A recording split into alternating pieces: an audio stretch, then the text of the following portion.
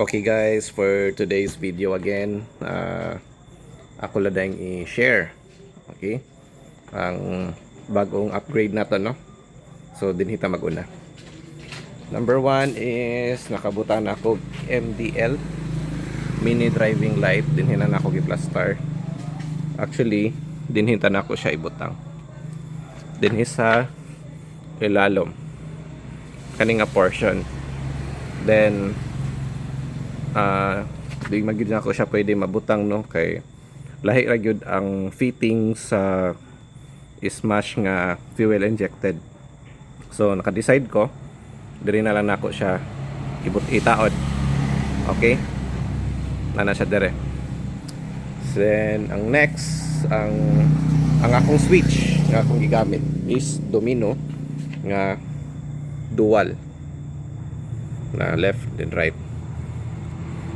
Then nagbutang sad ko og LED sa likod. Pakita na ko ng taon-taon.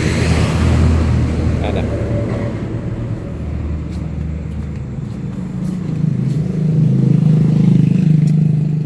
Pasigawan na to. And then start. Okay, palungon sa atong suga.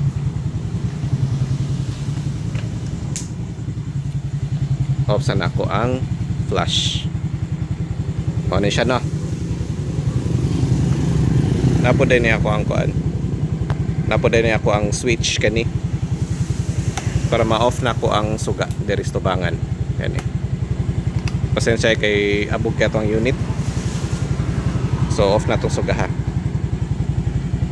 So nagbutang ko diri og mali siya sa driving light. Pag naka-high ang sa low beam, okay, dire.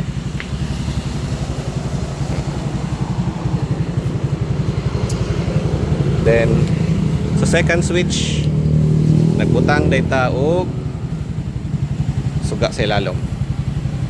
Bani ako pasabot LED para medyo astig-astig po siya gamay. Sigaw na to suga sa ipuan niya. Ano? Ang headlight is pabilin gapon na to siyang stock. Suga na to. Muna siya ang driving light.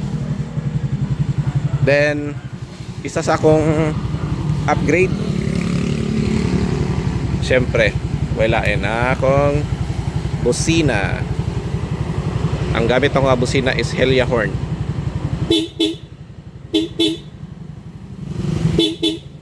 Kusog-kusog siya. Okay, that's it.